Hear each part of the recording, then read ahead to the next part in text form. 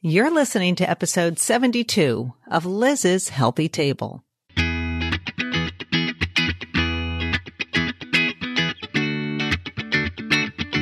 Looking for a healthy new way to feed your family without the hassle and hype?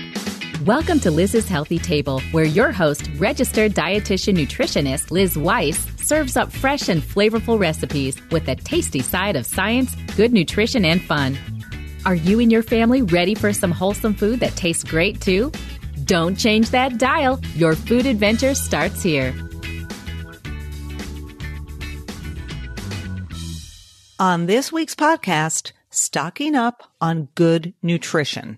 My message this week is not to panic, but to be prepared. I don't know about you, but this weekend I find myself spending more and more time at home as I distance myself from other people due to the concerns about the coronavirus. And these are mighty concerns indeed. I have hunkered down. I've been taking lots of walks in the neighborhood. Thank goodness the weather's been great. But it's been, it's a stressful time for all of us. There's a lot of panic buying going on. There's a lot of confusion about what we should all be stocking in our home kitchens. So on this week's episode, I talked to fellow dietitian Leslie Bonci about the importance of keeping your pantry and your fridge and your freezer stocked to the brim with nourishing and delicious foods designed to fortify your body, but also your soul.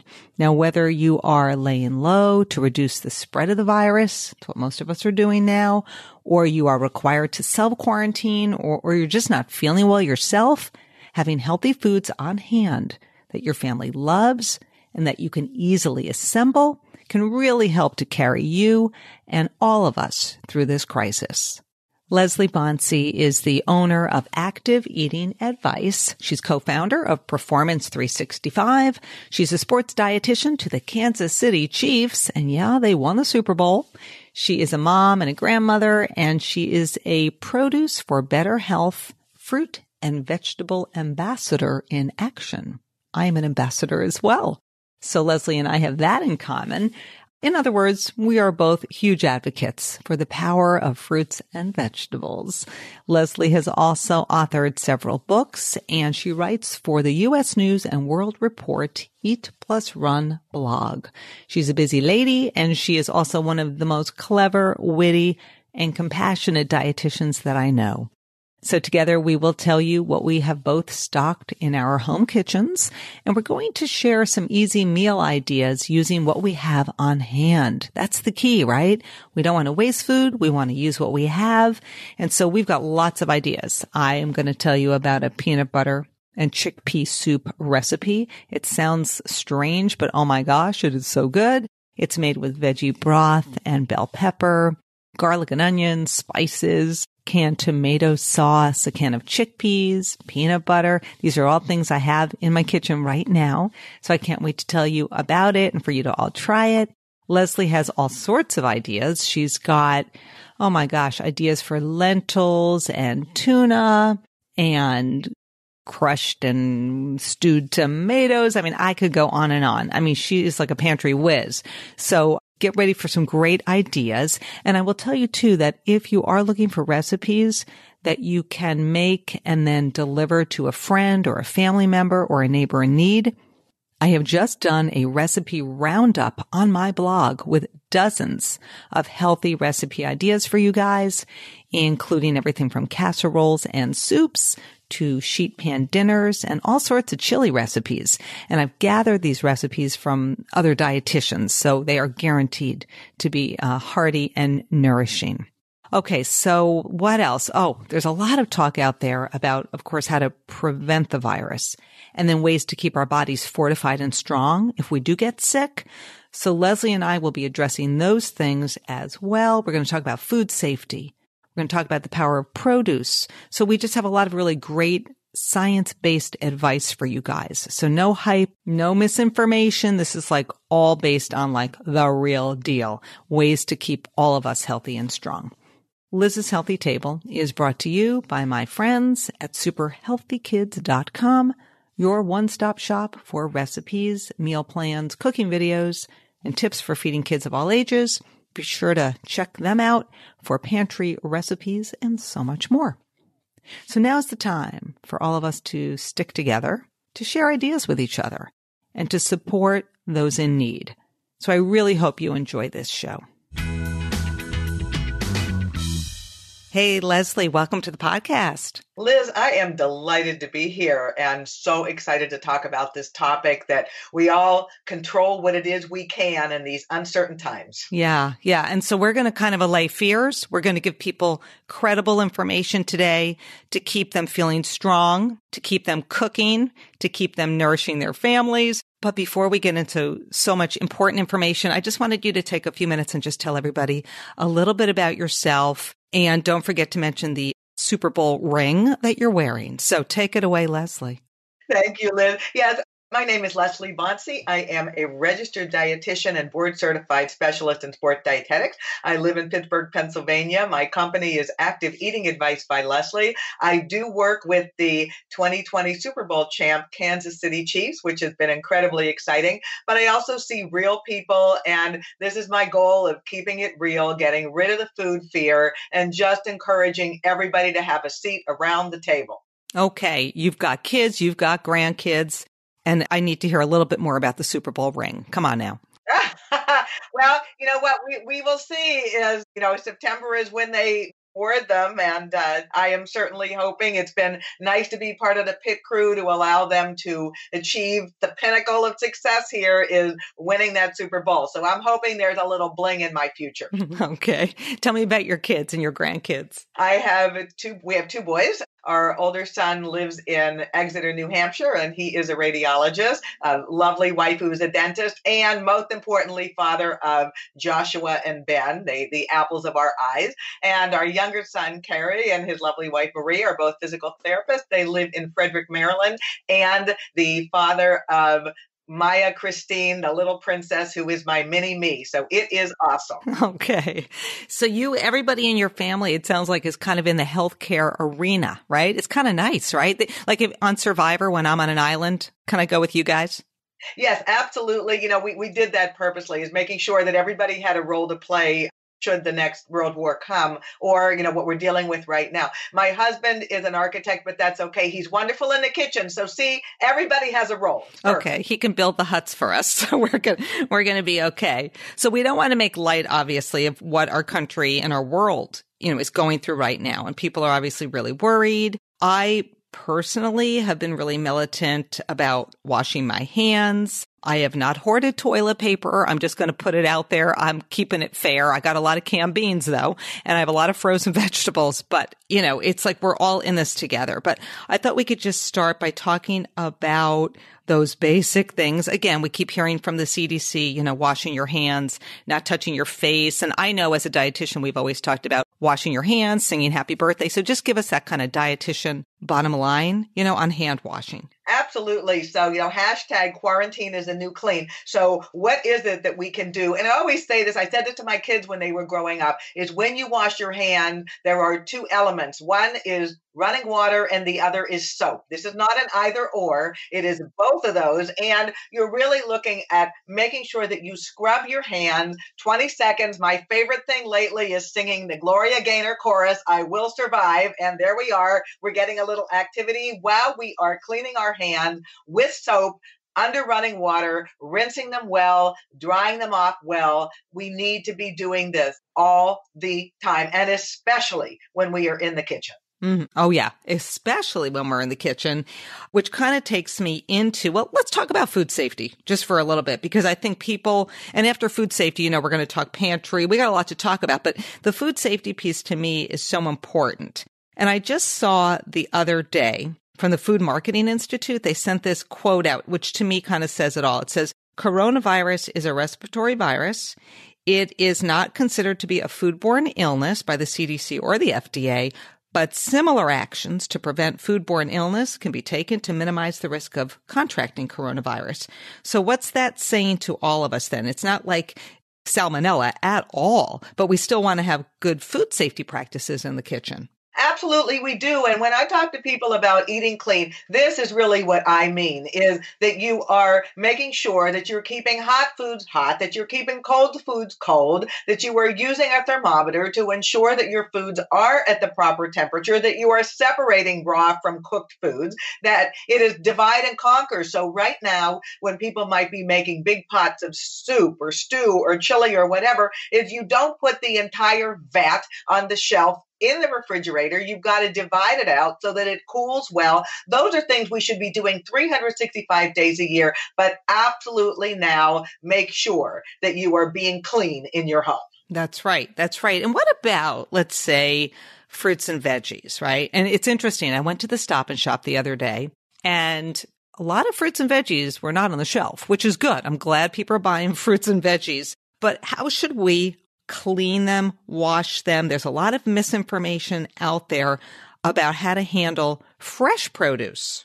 Well, and so the first thing, just as we've already talked about, is before you pick up that broccoli, asparagus, apples, or whatever else it is, wash your hands with soap and water, and then make sure that you wash the produce. This is not just, oh, I misted my apples a little bit. No, no, no. It is wash the produce under running water. You do that before you prepare them. You do that before you eat them. Whether it is something that you're growing at home, and those of us that live in the Northeast, we're not growing yet at home, or whether we're buying them from a grocery store or a farmer's market. Sometimes people assume if I get it at a farmer's market, oh, it's better, it's free of everything. No, we don't know how many people have handled something. This is just being safe and employing common sense all of the time.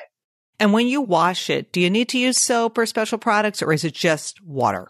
Yeah, no, we're not looking at shampoo. We don't need to put a little conditioner. We don't need to put some powder on them. It is just running water. Okay, so fruits and veggies, sort of scrub them under running water. Simple, right?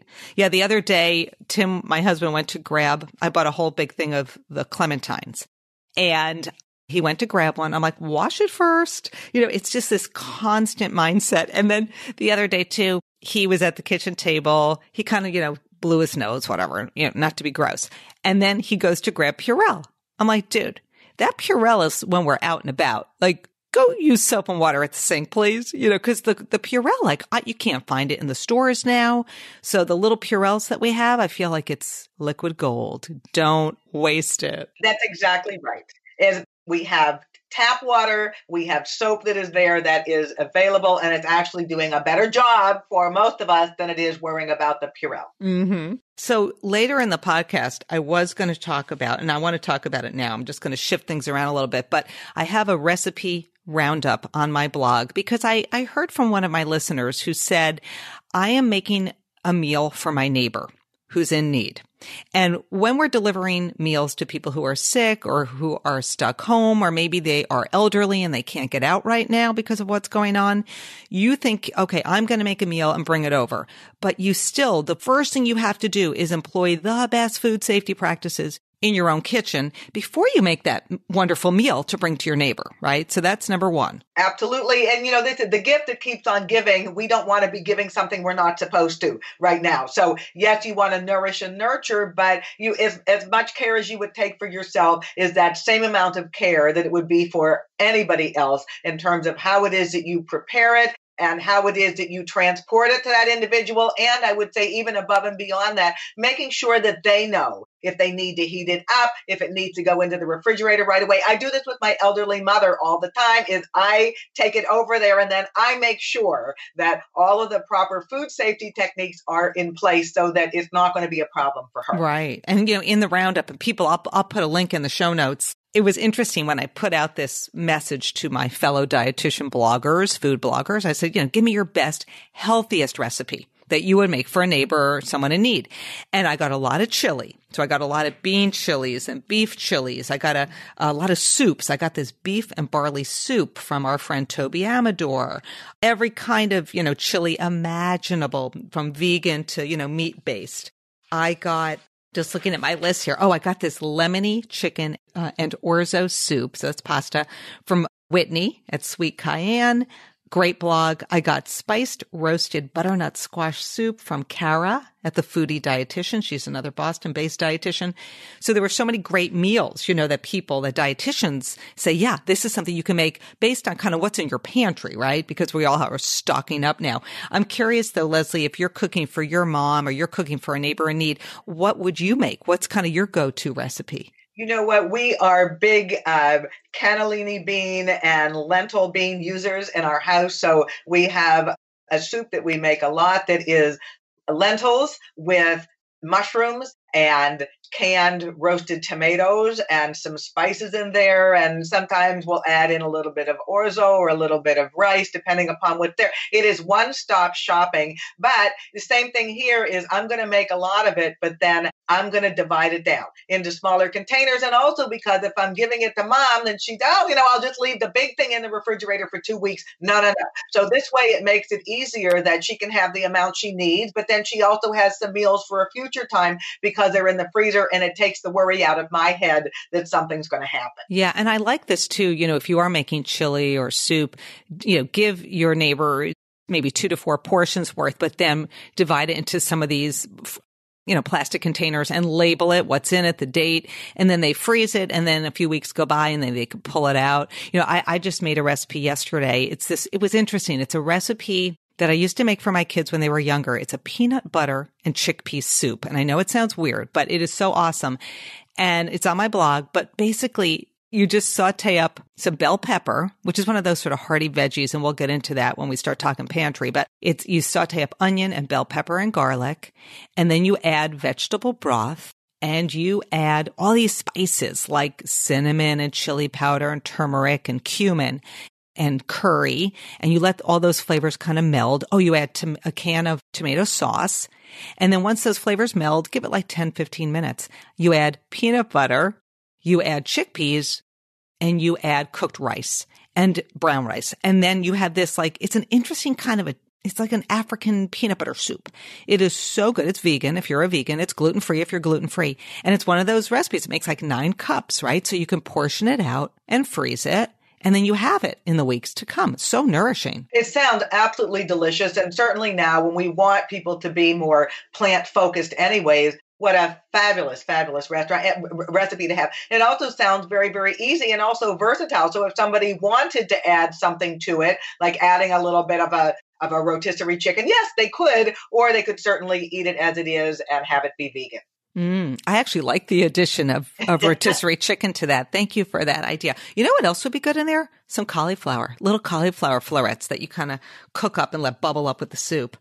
Okay. There's another sort of buzz out there right now. Everybody, besides talking about Purell and toilet paper and pantry items, which again, we're going to get to, but everybody right now is talking about what to eat to quote unquote boost your immunity. And I really want to focus in on, and there's a lot of misinformation. I want to focus in on, are there foods that can boost your immunity and prevent you from getting sick? Or are there foods that can fortify you and help you to fight infection if you get it? So let's clarify that and talk about those important foods. Absolutely. So first off, I'm a big proponent of this. It is supporting a healthy immune system because there's nothing out there that can boost. It doesn't. The food will not do that. So we want to make sure that we talk about support, and support is a really positive word because it actually implies something that we can control and take charge of, and something we want to be doing all of the time. So when we look at the basic things that are important for supporting a healthy immune system, we need to be eating enough. So this is not the time for restricting calories. We need to be having energy that's critically important for our bodies. We need to hydrate well. And so even if people are now in a stay-at-home mode, they may not necessarily be outside. We're in dry environments. Make sure that you are drinking enough fluid, maybe not a case of Sancerre, but enough fluid across the board. We have to make sure that we are optimizing our protein intake, also our carbohydrate intake, and critically important that we get that produce in because we know that within the fruit and vegetable, there are the phytonutrients. And even though we spell it PHYTO, I would say sometimes FIGHTO, fighting off those things that we don't want to have in our body because of the benefits that we get from the fruits and vegetables in every way, shape, or form. So we're eating fruits and veggies to fortify us, to help us fight infection. And, the other thing I like besides those phytonutrients and antioxidants, what I love is that you get all this fiber. And I've done these shows before on the gut microbiome and probiotics, but we know that all those beneficial bacteria that live in the gut eat something, and they eat fiber. And so as we eat fruits and veggies, we fortify the gut microbiome. And those good bacteria play really nicely with the immune system. And so it's all interconnected. So there's so many reasons, right? Well, absolutely. And even with the peanut butter soup that you talked about, Liz, is we could add some plain Greek yogurt to that and get a little bit more of the probiotics if we wanted to. And yes, this importance of this is now not the time to be so selective that we're only eating one quadrant of the My Plate. We really need each and every component of that plate, because that is what is really creating our internal defense mechanism to keep us healthy. Right. And, I was on the Produce for Better Health Foundation website, and you and I are both, ambassadors in action. We're big fruit and veggie proponents. And they had this article and they said you could eat the healthiest diet in the world, but if you don't wash your hands, then you're kind of defeating the purpose. So it all goes hand in hand, right? You've got all these good food safety practices. You have this healthy diet rich in fruits and veggies. You're well hydrated. You're not restricting. And suddenly you're fortifying your body. So it's like a big picture. It's not like these single foods that we're always like, eat this, eat that. And you can make yourself crazy, right? So it's this whole big picture we need to think about. Well, absolutely. And we talk about the health on the shelf, and that's true. Whether it's in the freezer, whether it's in the fridge, whether it's in the pantry in some way, shape, or form, but it is not necessarily the health on the shelf in the medicine cabinet. Now, I'm not talking about prescription medications that people take, but right now is just taking a supplement. No, that's not what's going to work, because somebody can be well supplemented and not eat well, and then you have a crappy diet, and that's not what we want to do. We really want to be empowered, and that means being as encompassing as possible with the food choices that we make. Mm-hmm. It's interesting. I saw this one study, and it said that when people eat 7 portions of fruits and vegetables a day, they are happier and have a better mental health. And so I thought, right now when everybody's feeling stressed, we can eat our fruits and veggies, and maybe that'll bring us a little bit more joy. So I wanted to mention that. My show 2 weeks ago was all about brain health, the mind diet, what to eat for brain health. So it all kind of ties in, and fruits and veggies play a huge role in that story. And they also brighten up when everybody's having these fearful thoughts and everything seems so hopeless. You look at those gorgeous colors, and even cutting open that orange or grapefruit and those wonderful aromas, or sauteing that garlic. It's like, okay, everything's all right with the world. It gives us that sense of calm. Yeah. I work at this community supper in Lexington, where I live in Massachusetts. And sadly, it's canceled now because, they have to. But it's all rescued food, that we make these beautiful meals from, mostly rescued food from supermarkets. I mean, it's beautiful stuff. But at the end of the night, before people are leaving, we give them brown bags filled with fruit that we're getting from, Whole Foods and Trader Joe's. And there was this one gentleman a few weeks ago. He just wanted oranges. He was so cute. I think there was like an apple and a banana in the bag. He just wanted oranges, I mean, just imagine that smell when you peel open an orange, right? It's so fresh. I love it. So powerful. All right. This leads me to the pantry, Leslie, because this is kind of the crux of really what I wanted to talk about today, and stocking up. You go into the store, obviously, that canned beans section is bare. It's like there are things people are buying. And the way my brain works, because my husband's been saying for weeks, like, what's in our 14-day food supply and what do we have? And, and he's getting me all worked up. I don't want to get worked up. I said, Tim, I have to think of it in terms of my pantry. So the dry goods, the fridge, and the freezer. And I'm thinking about the meals that I can create with these various foods. So I thought, since that's how my brain works, maybe we could just talk about starting with the pantry and what your 14-day food supply, and maybe it's 10 days, maybe it's 15 days, but it's a food supply that if you find yourself stuck at home for an extended period of time, you're going to be okay. So let's kind of go through the pantry, and we could talk about some of those important foods to keep on hand.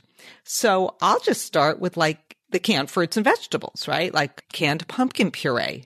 If you're making pancakes, you can add some of that pumpkin puree to your pancakes. Or little fruit cups, if you feel like, gee, running out of fresh fruit, you've got canned pears and canned peaches. So for me, canned fruits and veggies is a great one to have in there. What else would you recommend? Yeah, I am a big tomato girl. And so always in our pantry, we have canned diced tomatoes. I've got stewed tomatoes. I have tomato puree. I have tomato sauce, because it can be so incredibly versatile. Is not just to use it in a spaghetti sauce, but it's added to a soup. It's added to a stew. It's the basis of a foundation of a sauce for some other kind of a protein food. And, it just, in this time of the year especially, I'm not getting good fresh tomatoes. So that works for me. I can have them all year long. And I know every time I open it, it's going to be high quality. And okay, so we've got the canned fruits and veggies. We've got the tomatoes, obviously canned beans. I feel like those canned beans are so versatile. I mean, I added the chickpeas, right, to my soup, but you've got black beans. You mentioned cannellini beans. There's just, it's endless really. So the canned beans to me are great. And I even bought some canned chili already made. I thought, well, that's a quick meal, right? Canned chili. Absolutely. And, some of the other things that are out there is canned corn. We're not eating fresh corn right now. It is not around. And canned corn is kind of, yes, it is a vegetable. And yes, it provides carbohydrate. And yes, it has the lutein in it. And yes, people love it. So it is just, again, such a simple thing. Open and use, no effort involved at all. And what I would do if I was using canned corn, I would drain it, and then I might drizzle a little bit of olive oil on it, a little kosher salt, heat that up, and you have a nice little side dish. Why not? So the other thing that I have a lot of is, you had talked about the protein foods. And so I have so much canned tuna. I've got sardines, because Simon, my 21-year-old, loves sardines, and then the boneless, skinless pink salmon. So I'm not a canned chicken person, but I am more of a canned fish person. And yesterday we had tuna salad for lunch. I had some baby carrots, and you just shred a few carrots on the large holes of a box grater, added that in with a little mayonnaise that I have in the fridge, and we had a nice little tuna salad. We use canned tuna all year long, and I love the tuna in olive oil. It is absolutely my favorite, my flavorite, so to speak. Love it. We have anchovies in our house. I don't like them. My husband does. But again, it's something that's really simple. And the other one, Liz, is canned clams. Because even if you have other canned soups, like a chowder, you can throw some canned clams in there, and now you have a little bit more protein added to your soup. I like that. All right. How about peanut butter, almond butter, nut butters, right? I talked about my peanut butter soup. You just cannot go wrong. I think I have 3 jars of peanut butter right now in the pantry. So that's a good one.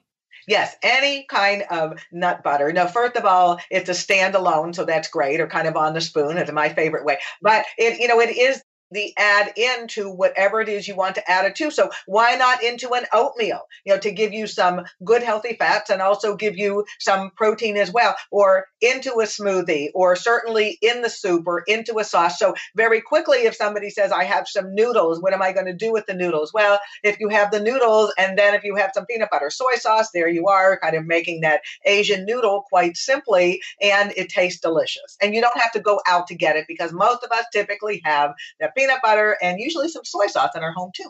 And we certainly have pasta, so whole grain preferably, and that's a great thing to have in your pantry. And I will say, and this is like my true confession, I did a major clean out of the pantry the other day, and I am ashamed to say, and this is something I'm really working on, that I've found all sorts of half-opened, half-used boxes of pasta.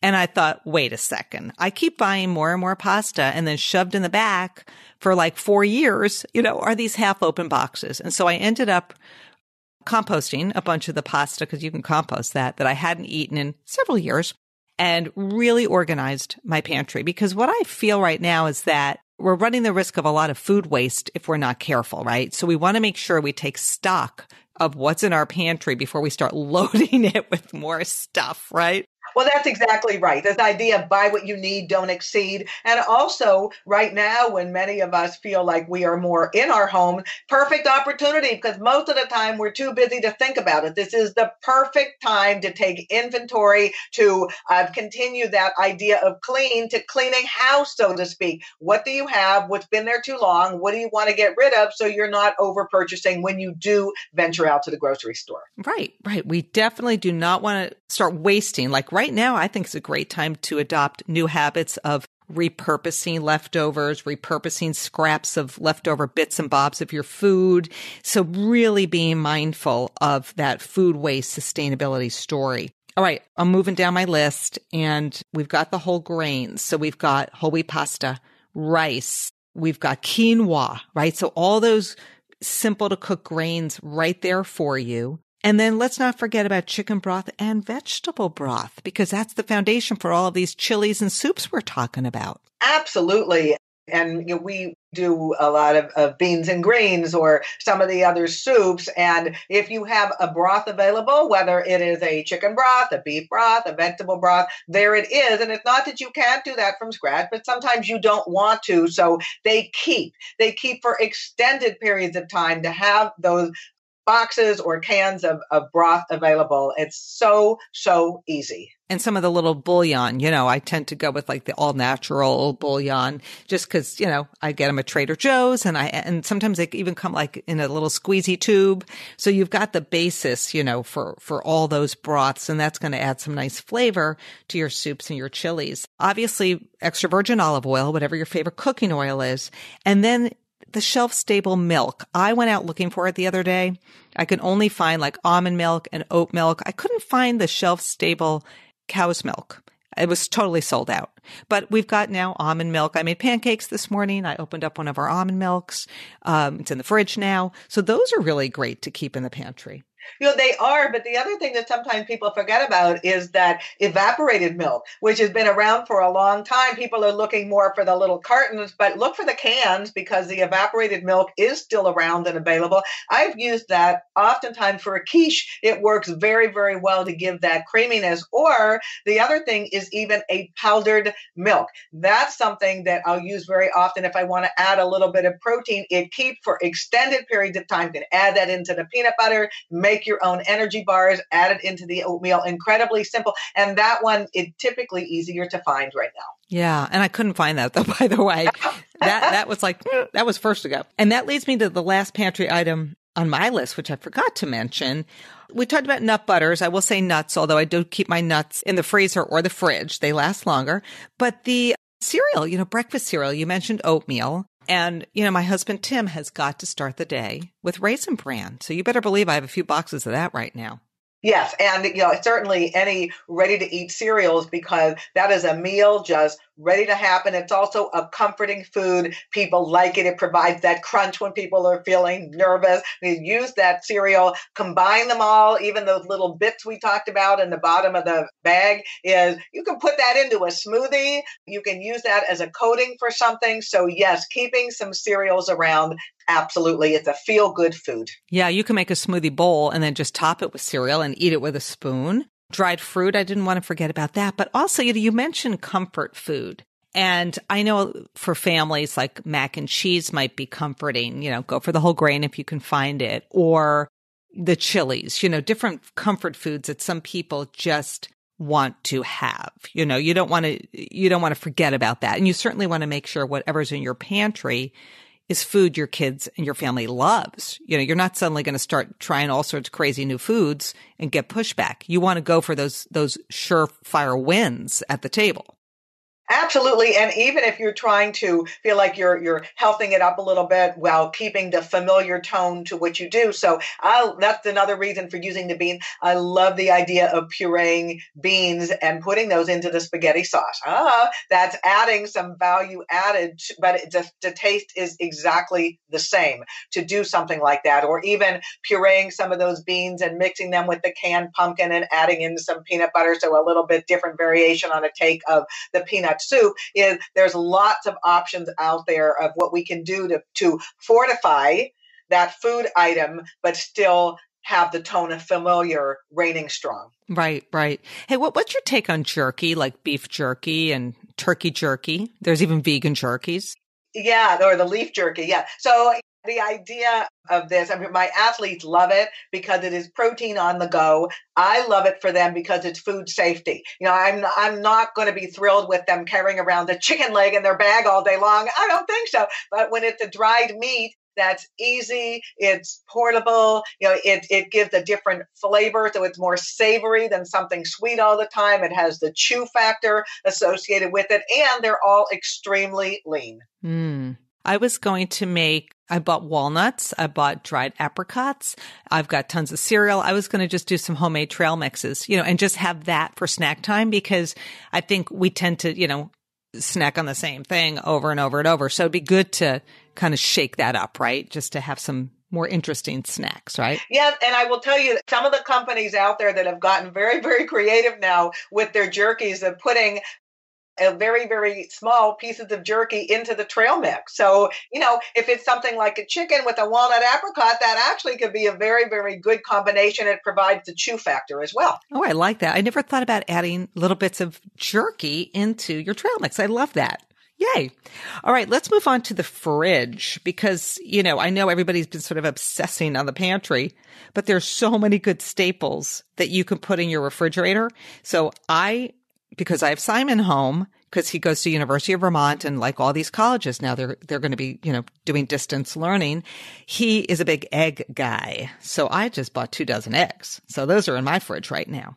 We use eggs all of the time, frittatas, in a pancake mix. I mean, it's just such an easy food that also is a great way to add more vegetables to the mix because they can always go into the egg. We're also huge cheese fans. I love it. I've never met a cheese that I don't like. So the nice thing about cheese, and sometimes if you're buying larger quantities, you can freeze it, especially the hard cheeses if you're not going to be using it all at once. And if somebody says, I'm concerned about using too much, shred it. It's that way of looking like more. It looks like more when you have a shredded cheese than when you have a sliced cheese, and it might help you to control the quantities if that's something that you're concerned about. But a little bit of cheese goes a long way to provide that embellishment and kick and nutrition to what it is that we eat. Right. Yeah. I buy shredded cheese and cheese is like a huge thing in our house. Juice, certainly. Milk. I actually bought a few cans of the frozen reconstituted juice, the orange juice, just to have because Tim's a big OJ drinker.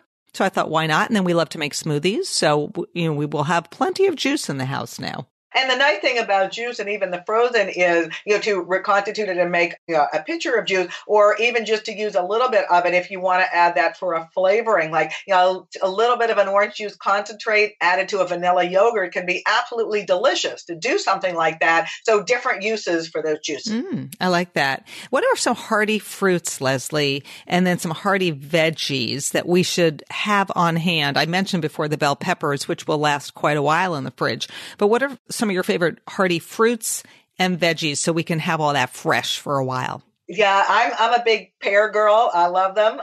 Still grapefruits and oranges in every way, shape, or form are absolutely fabulous right now. And we do have some apples, but we tend to use pears more in our cooking.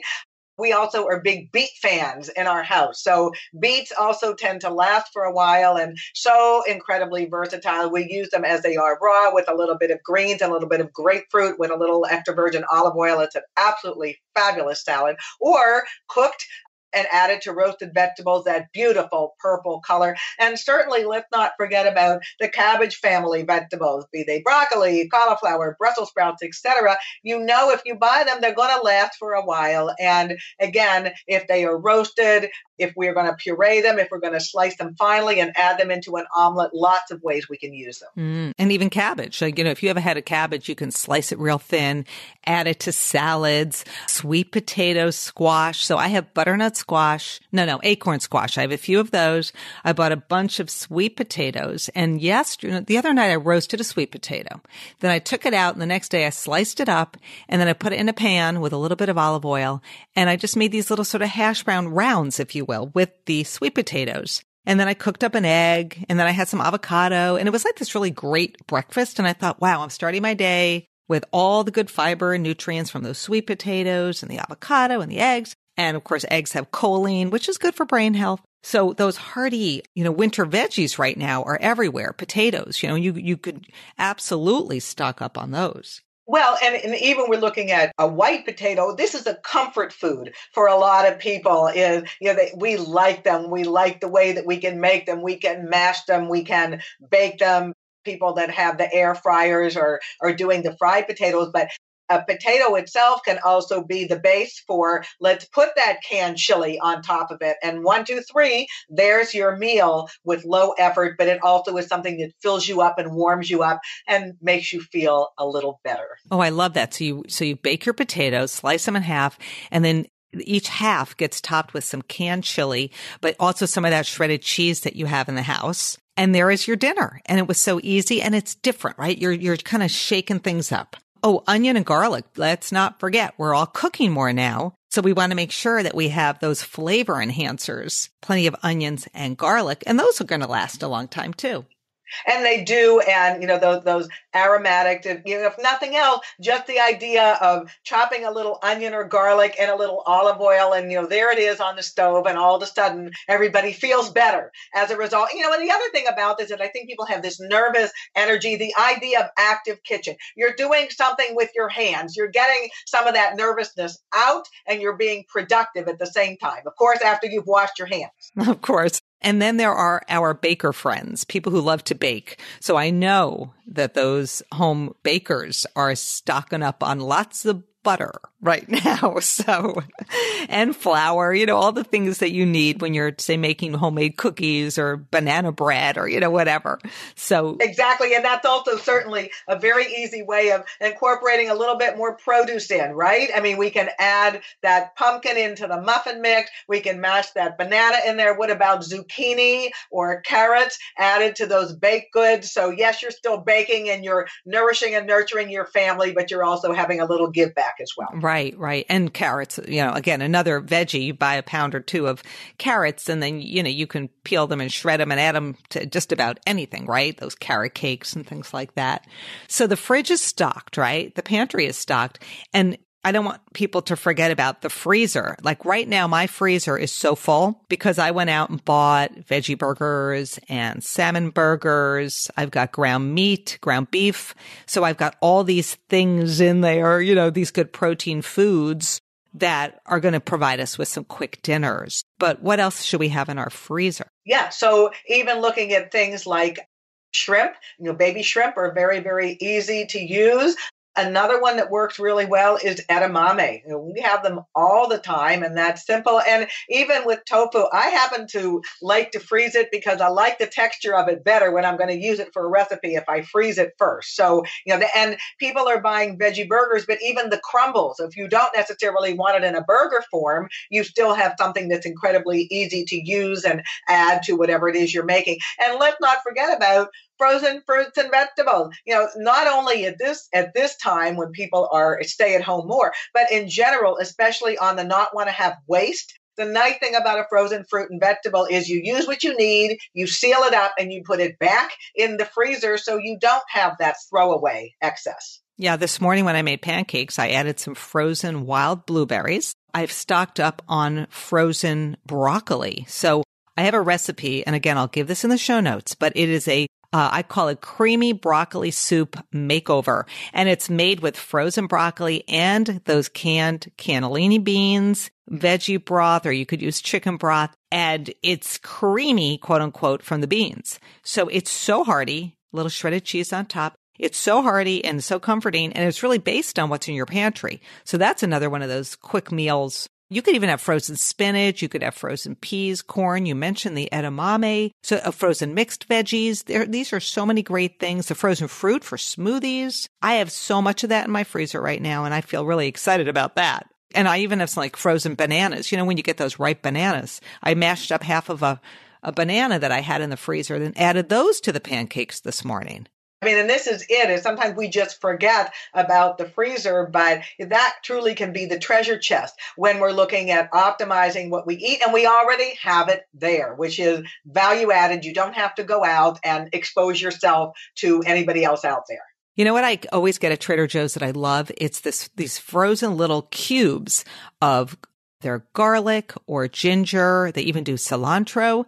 And then I always have those little frozen cubes. So if I'm, say, with that peanut butter soup, if I didn't have fresh garlic, I could just use the frozen. It's brilliant. I love having that on hand. Absolutely. And again, just those kinds of things is as people are going to go and purchase is really be strategic about what you choose to put in your cart. I mean, that's smart shopping, but it also means that you have things that are going to be with you for a while that you don't necessarily have to go out each and every day. Right. You don't want to have to go out every single day. That is the key. The other thing that's in my freezer is like all, I talked about earlier, like the leftovers. So sometimes I'll open up a can of pumpkin puree because I'm going to add it to something, to pancakes. And then I have all these leftovers. So I just freeze like half cup portions in Ziploc bags. And then I pop those in the freezer. So I've got lots of little bits in there right now. And it's really best to kind of label those things and date them so you don't find them 3 years later. We had grilled some steak and I had leftovers, that's in the freezer right now. So it's like a great time to use up all those things you have in there that you kind of forgot about from maybe a month or two ago. So start getting creative. Yeah. And, I actually do that with the pumpkin or with a tomato sauce, if it's a larger one, is freeze in ice cube trays because then I can use little bits of it as it is that I want to. But again, I think it's so critically important for people to label so without, oh, look, 5 years ago, I did this. It's there. So, this is the time if we have some time on our hands, if we are working from home at the moment to maybe do that little assignment in the kitchen and do a little clean out, clear out inventory check. I actually did that the other day with my herbs and spices because I do try to keep them in alphabetical order. It felt so good to go in there and just pull everything out, clean it out, and then reorganize. And so, yeah, you're home cooking and oh my gosh, life is just so much easier. So let's just start wrapping things up. I want to just talk about a couple more recipe ideas because the other day, this is with canned tuna, so I'm going back to the pantry. It was a recipe with canned tuna. You just flake it up. Cannellini beans. I added some capers, which I had in the fridge, some Kalamata olives, which I had in a jar in the fridge, a little bit of red onion, because I've stocked up on onions. I squeezed some lemon juice, a little bit of olive oil, and then I had some greens that I kind of blended in, some arugula, just, half a bag left over, chop that up. And so I had this really yummy tuna bean salad that was just so hearty and was using up some of those leftovers, but also relying on a lot of those pantry items. So that was a delicious meal that I just whipped up the other day. And actually, we do this all the time, is taking a can of black beans with a can of corn, adding some fire roasted tomatoes, adding some different spices. And that is actually terrific on a potato or even with some rice added, or even as it is and using it as a dip with tortilla chips. And if you want to, if you have a little leftover guac or some avocado, throw that in as well. You're getting vegetable palooza by doing that. And it also is something that is so incredibly easy and tastes just fabulous. You know what? That's what I was thinking in my head a minute ago. Like I had something in my freezer I wanted to tell you about. I went out and bought some ready-made guacamole, from one of these Holy Guacamole or one of those products out there. I forget the brand. And I bought a bunch of them and I froze them. And now when I do like a Mexican night, say with black beans and corn and make a soup or something, we will have guacamole and I don't have to rush out to the store. And if I don't have any avocados, like I'm totally good to go. So it's thinking ahead a little bit about what you think you're going to want in a week or two and making sure it's kind of at the ready. So I'm so glad that just popped back into my head because I'm so proud of myself. Hey, Leslie, what kind of veggie burgers would you recommend? Because veggie burgers right now are all the rage. And so I bet a lot of listeners have veggie burgers in their freezer. Like the ones I love are the ones that are sort of bean-based or maybe whole soy-based. I know there's a lot of these new kind of veggie burgers on the market. So what's kind of your take on those? Yeah, to me, I think a lot of people are opting to use a veggie burger because they're replacing a meat. So first of all, you want to make sure that the protein is kind of comparable, at least in terms of the number of grams of protein. So, a veggie burger that is made primarily from oat is not going to deliver in that regard. A veggie burger that has soy as a base or bean as a base is going to give you more. The second thing to think about is, what is the calorie content if you're concerned about that? I would have like a lean turkey burger. You pick a veggie burger where coconut oil is the primary ingredient. It tastes delicious, but can be double. So you may not necessarily want to do it that way. But I will tell you honestly, I really like the idea of the crumbles just because I think they're so much more versatile. They tend to be a little lower in fat, and then you can use them as you want. Into that peanut soup that you talked about, putting them into a sauce, putting them into a stir fry. And, a lot of them are soy based, the bean based ones, sometimes the pea protein based. Those are the ones that I would definitely focus on. The crumbles, yeah, great for chilies and things like that. Absolutely. Or if you have some taco shells, you could do the meat crumbles. You could add some beans. You could add some salsa. Oh my gosh, what's wrong with us? Yes. Wait a minute. Salsa. It took us 40 minutes to talk about salsa? My gosh, Leslie, come on. So you could do tacos, veggie tacos with those soy crumbles or bean, pea-based or bean-based crumbles. I love that idea. So at the end of my show, I often will pull a mystery question out of a mason jar. I didn't feel like I needed to do that today because this was, a very, a little more serious topic. And I really wanted to kind of end the show today with final thoughts from you, Leslie, as a mom and a grandmother and a seasoned dietitian, but also, any words of wisdom for people just to kind of calm everybody down and reassure everybody that, we can get through this in a really healthy and nourishing way. So any kind of final thoughts from you? Always. So, the first thing is this idea of putting up resistance is you control what you can with your eating plan. That's what you want to do. And there's something very empowering about that you are taking care of yourself and you are taking care of your family at the same time. And also the idea that a healthy shelfie can be a healthy selfie. We don't have to neglect ourselves at this time, doing the things that we can do to really keep ourselves well, bringing people around the table, nourishing and nurturing. That's the best possible recipe to keep us all as well as we can be. And you're really good with your little puns and your poems. So I appreciate that. I'm going to listen back to the show and write them all down. And I'm just going to start using them. Let's get this trending on Twitter. Okay. We need some good positivity out there. I love it. And, and everybody remembering to have a plant, truly incorporating that fruit and vegetable in any way, shape, or form every day. That's one step we can take to keep ourselves well. Having a plan and having a plant. And those plants, everybody remember, fruits and vegetables. We cannot emphasize it enough. It will keep you strong, keep you nourished, and keep you happy. And that makes me happy. Leslie, thank you so much for joining us. Keep up the great work, cooking for your family, and then we'll check in soon. Love it. Thank you so much for having me. And to all my listeners, hang in there. We're in this together. As I said in the show notes, I've got that recipe roundup for all those recipes you could bring to friends and family in need or make for your own family. I've got links to recipes. I'm going to take you over to the Produce for Better Health Foundation website. They've got incredible recipes and resources over there.